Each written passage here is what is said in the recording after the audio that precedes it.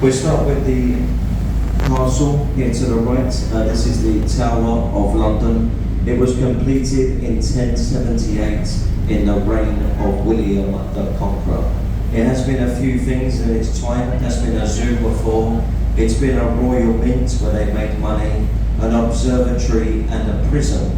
But that's most famously known as a place of execution and torture. If you were found guilty of treason years ago, you were taken in through Traitor's Gate on the River Wall, you were taken up to Tower Hill, and your head, it would have been chopped off. Now, people to face this execution over the years, Lady Jane Grey, William Wallace, better known as Braveheart, Guy Fawkes, Anne Boleyn, they've all faced their execution at Tower Hill. Look here to the left, just in front of us there, you've got the warship, the HMS Belfast. The Belfast was built in Northern Ireland in the Harland and Wolff dockyard. That is the same dockyard where they built the Titanic. This was launched on St Patrick's Day back in 1938, and the guns that you see on the warship there, they were last used during the Korean campaign. Today the Belfast is an extension to the Imperial War Museum. So if you want to, you can go on there today and there are 9 decks to explore. Look up to the left as we go past the warship, you have the tallest building in Western Europe. This is the Shard of Glass. It's over 1,000 feet tall. It was designed by an Italian man, Renzo Piano. They offered Renzo £1 million for that design, but he said no, because he wanted the top floor penthouse instead. He later sold that penthouse for £27 million. A very clever and a very rich man today. Folks, if you do go into the Shard of Glass, you have restaurants and bars inside. You've also got the 5-star Shangri-La Hotel, and on the 72nd floor there is a viewing platform. On a clear day in London, from that viewing platform, you can see 40 miles in all directions. So there's the Shard up to the left. You've got the sandy colour building here to the right with the fish weather vanes on the top. That is the old Billingsgate Fish Market. There has been a fish market on this site for over 400 years. Very famous people, they started their working career as fish porters in that market. People like Alan Sugar from The Apprentice, the business tycoon, the Crane twins, Ronnie and Reggie, and also Maurice Micklewhite. Not many people know who Maurice Micklewhite is, because he's changed his name for his acting career to Michael Caine. The very famous Cockney actor, they all used to work in the fish market. Folks, if you keep looking to the right now, in between the gaps of the buildings there, you've got the stone column with the golden candle on the top. This is the monument to the Great Fire of London. It was built by Sir Christopher Wren, and it stands at 202 feet tall. Now, if you lay this column down in the same direction we are travelling, it falls where the fire started, which was in Pudding Lane in the bakery shop back in 1666. So there you see the monument to the Great Fire. We've got London Bridge ahead of us now. This is the 5th London Bridge to stand here over 2,000 years. The first bridge was built by the Romans. It was a wooden one and it burnt down. Now, if you are familiar with the nursery rhyme and the song, all the other bridges, they fell down, except for one of them, which was the 4th one, that was sinking into the Thames mud. So they took it down bit by bit, and stone by stone, they sold it to an American man. His name was Robert McCullum. And what he done with the bridge is he took it over to America and he had it rebuilt over Lake Havasu in Arizona. And that's where it is today, over Lake Havasu. We're going to stay with the American theme. If you look to the left now, you can see the cathedral there. This is Southwark Cathedral. It's where the son of a local butcher was baptised, and his name was John Harvard. Now, as John Harvard grew an older man, he He then became the co-founder of the Harvard University in Massachusetts. So that's where he was baptized. You can see on the left as well, you've got the pirate ship there. This is called the Golden Hind. The Golden Hind sits in the St. Mary and Overy dock. This was Sir Francis Drake's flagship vessel, and he was the first Englishman to sail a boat around the world. This one that you see to the left is in fully working order, and that's been sailed twice around the world. So the pirate ship is the Golden Hind. Now folks, if you keep looking to the left as we come through the next bridge, you can see up in the corner there, it's got the red windows at the front. It's called the Anchor Tavern at its backside. This pub was founded in 1615. It's over 400 years old. Over the years, they've made some films in the pub before, Getting Him to the Drink, Mission Impossible, even James Bond. They were all filmed within that pub. Now, me and my friend who's driving the boat for us today, we do spend a lot of time in that pub. We go to that pub after work every single night, and we do research in the pub. We research these commentaries which we provide you all. It takes hours and hours, but it's all for you lot. A great place for the research. Folks, keep looking to the left now as we come through the next bridge. You've got the white timber building with the thatched roof. This is William Shakespeare's Royal Globe Theatre. It's where they reenact all of Shakespeare's plays, and they do the plays how Shakespeare would have done it in his era. So there's no stage lighting in the building, there are no sound effects, there's no microphones, it's just their voices and the theatre itself. These plays, they run from April the 23rd, Shakespeare's birthday, and they go through to the end of October. Now, ladies and gentlemen, if you want to go and see a play in there today, your ticket prices, they are unbelievably cheap. To watch a live performance, it's only £5 per person. That's great value for live entertainment in London. Look up to the right now as we go past the buildings. You can see the dome and the golden cross. It's called St. Paul's Cathedral. St. Paul's Cathedral took 35 years to construct, 11 years to build the dome, and in 1710, when it was completed, the price of that building was only £75,000. It does stand at 365 feet tall, and buried at the Church of St. Paul's are some great statesmen from this country. You have the Iron Duke in there, the Duke of Wellington. You have Lord Horatio Nelson and also Sir Christopher Wren. They are buried within the crypt. Now, ladies and gents, if you look just above the dome now, you can see the black metal railings. That's a viewing platform. Now, if you want to, you can go up there today and have a look over London. The only thing is, though, you've got to climb to that platform. There are no lifts, there are no escalators, there are 527 steps. But the views, they are well worth the walk. So you've got a bit of time, make sure you visit St. Paul's. Just ahead of us now, we have the Blackfriars Bridges, the lowest bridges that we go through today, and also the closest on the River Thames. The first one that we are approaching here, this is the first railway station to go over the River Thames. So that means the platforms, they are above us. It was all built for the Olympics back in 2012. The cost of the station was £500 million, and it is powered by solar panels.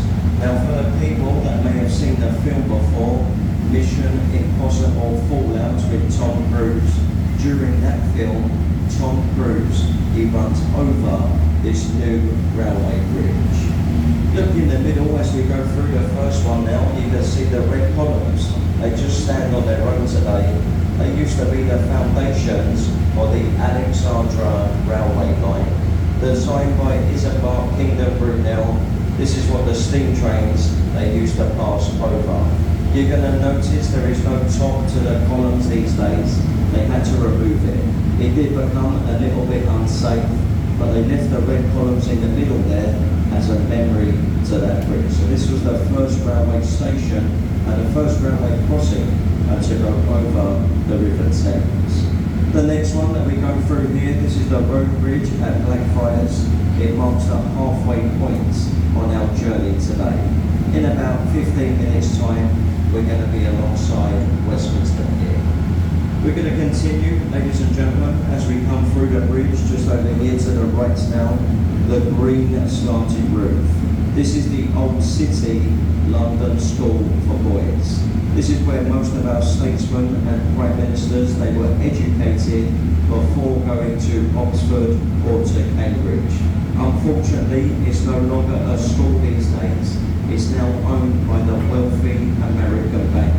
They're called JP Morgan. They own that building on the right-hand side. If you look next door to the bank there, you have the Gothic building with the white windows at the front. This is Zion College and Library. This is the clergery for Great Britain, and that's where they keep over 2,000 very rare books. Now, for the people that may have seen the King's coronation last year, it was on the 6th of May. During the ceremony, King Charles III, he was handed a book from the 2nd century. That book is kept at Zion College. It's also where the Bible, it was printed in Latin. It was done on the Caxton Press by William Caxton. Across the river now to the left-hand side, we have the red building with the letters at the top. It reads OXO. This is called Stamford Wharf. It used to be a refrigeration warehouse, but it was taken over by the OXO company. They make the stock cube you're all familiar with. They no longer make the stock cube in the building these days. They do it further up this country now in a place called Lancashire. And that's where they used to make the beef stock cube. Across the river, back over to your right now, we have a stone archway. There's Father Thames at the top of it, and this archway to the right here, that's called Temple Arch. This is the barrier line between the City of London and the City of Westminster. Not many people know this, but London is one of the smallest capital cities in the world. It measures only 1 square mile. The other boundary mark is Tower Bridge. This is what the Romans found in behind us, and they called it Londinium hundreds of years ago. So we're just leaving that now. We've gone into Westminster. Keep your attention to the right here. We have the white ship with the yellow funnel. That is the Wellington. The Wellington used to be a support vessel for the Royal Navy during the Second World War.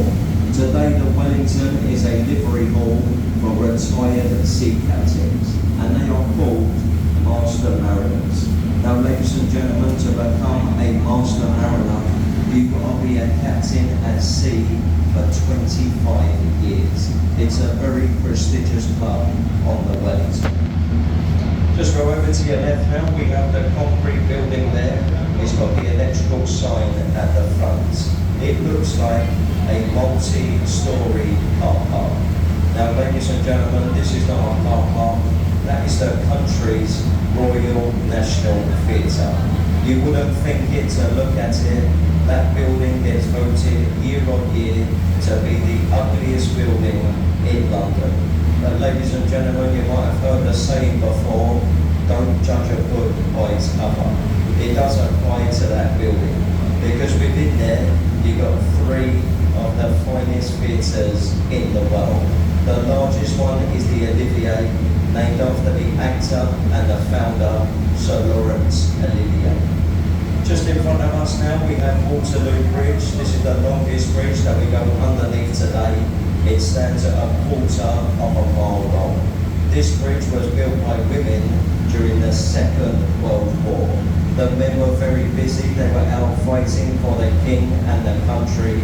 So an 80% female workforce, they built Waterloo Bridge.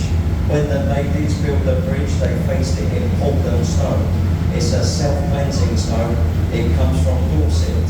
So when it rains in London, it gets a little wash. If you look underneath as we go through, it is very dirty. but either side where the water gets to, it has a nice clean look.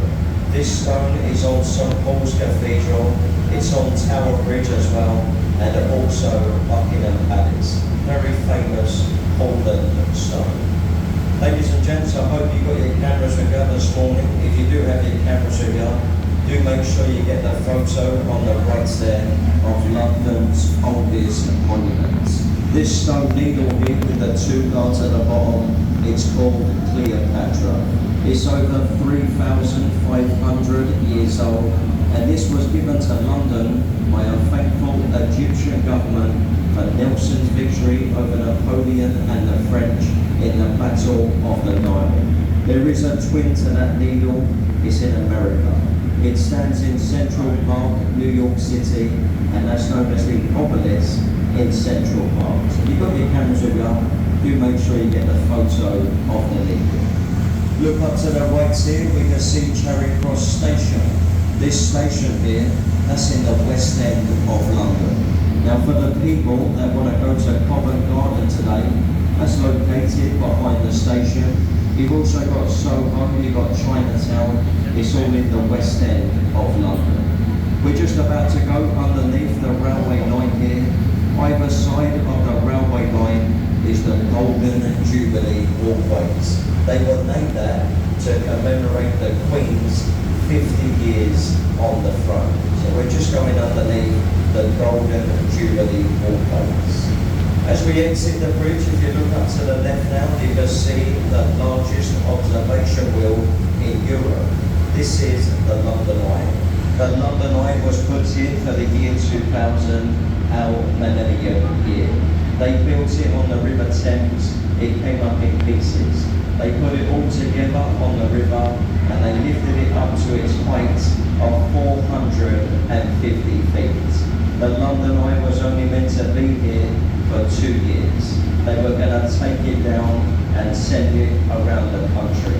There's one reason why the London Eye is still here today, and that reason is because it makes so much money. Every single day in the summer months, that's going to generate £500,000 every single day. Now if you look at the London Eye, you'll see the glass capsules there.